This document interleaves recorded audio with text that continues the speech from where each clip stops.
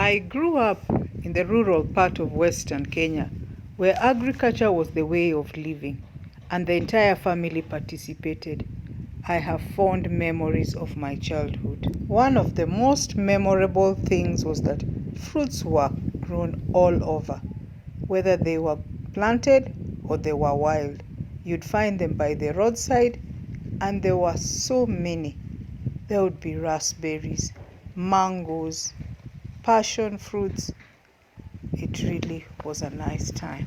I loved being sent to the posho mill because there was this big mango tree, and I would pick as many as I could. Others had fallen down. I ate them too, and I never fell sick. I ate guavas on the roadside.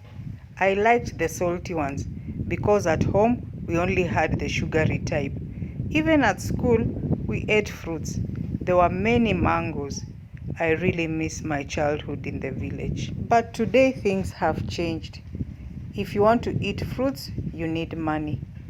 When the government talks about conserving the environment by planting trees, I don't think it means exotic trees only. We must make a deliberate move to plant fruit trees for better health.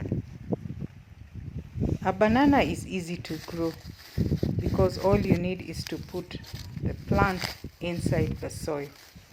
I have covered this one with a polythene paper because the chicken often eat it and destroy the top. So you don't need to do as I have done, because all it needs is some water and sunshine. These are also small banana plants.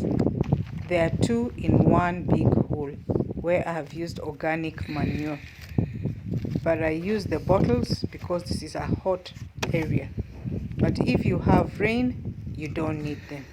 And now we have rains around, so I am going to throw away the bottles until when I need them at another time. There are actually two in this hole because the hole is quite big. They could even accommodate 4, but we decided to put 2 of them. Bananas are actually easy to take care of, and they grow well.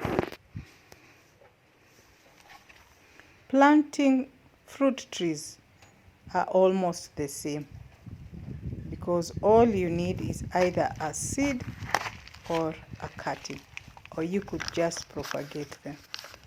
In this case, I was able to buy these fruit trees, the pawpaw trees, and I am told that they are grafted. So I have actually kept them for about 1 month, just watering them. I also added some organic manure because I keep chicken.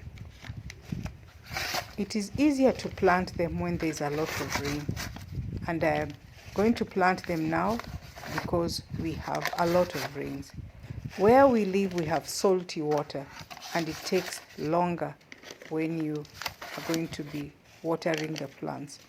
So these ones with the rains, I am sure they are going to grow very fast. And so stay around because today I'm going to show you how I planted my pawpaw trees, because I know it is similar to most plants. So these are the simple steps to planting fruit trees. Step 1 is to dig a hole. Not too big, just enough for the fruit tree. Step 2 is to distribute the plants 1 per hole. Nothing special about this, but just that it can make work quite easy when the actual planting has started. Then put manure. It doesn't have to be organic manure, but I prefer it because of health reasons. I keep chicken, so I dug a hole, and this is where it has been placed, and I cover it so that I can use it at any given time when I'm planting not only fruits but also vegetables. So after collecting the organic manure, I placed quite an amount in each of the holes. I did not have a measurement, but I did an estimate so that the manure I have could be enough for all the holes that I'm going to plant the pawpaw trees. It was a little tedious though, but it just had to be done because I love pawpaw fruits. The next step is step 4, where we mix the manure and the soil so that it is evenly distributed in the hole before the plant can be planted. The mixing can actually be done outside of the hole, but in this case, I decided to do the mixing inside the hole.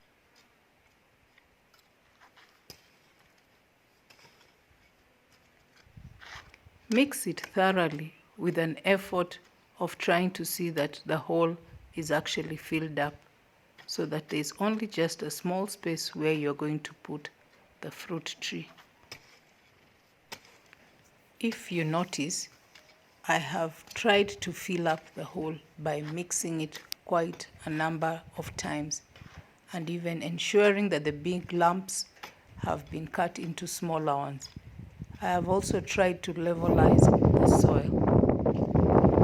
In step 5, we remove the paper from the plant itself so that we are able to have the roots exposed and planted together with the soil that has been in the paper bag.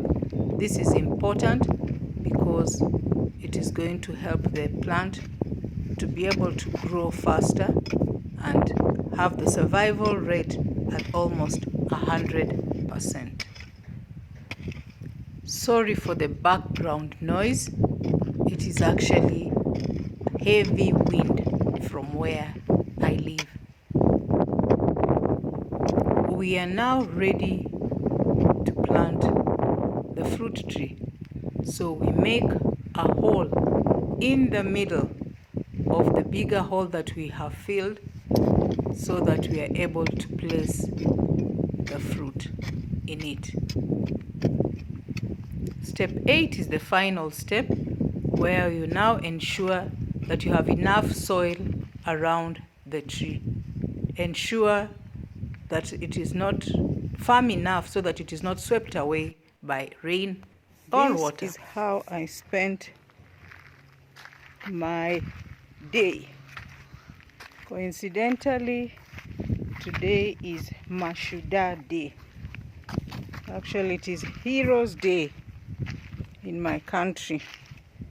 And I have spent it in planting trees. And not just trees, they are actually fruit trees. I think I now have enough of the pawpaws, which I have planted in between the trees that are already big. The cypress tree, then we have the pawpaw tree and the grevillea. So generally that's how I have planted them. This one is a cypress tree. It's quite big. So this one is a pawpaw tree. But as you can see, it does not have any leaves. I hope it survives. It's actually the chicken that have been feeding on it. I'm actually keeping road runners. You know those chicken that you leave just to walk around, roam around.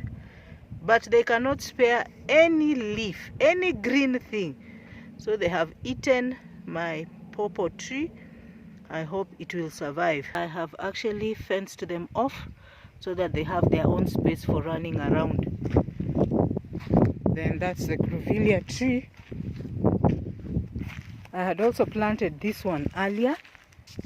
I don't know whether this is a male or what. despite the chicken having eaten it, the leaves, all the leaves. But I don't know whether this is a leaf growing up or actually I don't understand. It's a learning process for me because I have actually not been able to do some farming. This was the first one that I planted. It has grown quite big, as you can see from the stem. It's quite big. I don't know which variety it is. Okay, all these fruits I was told they are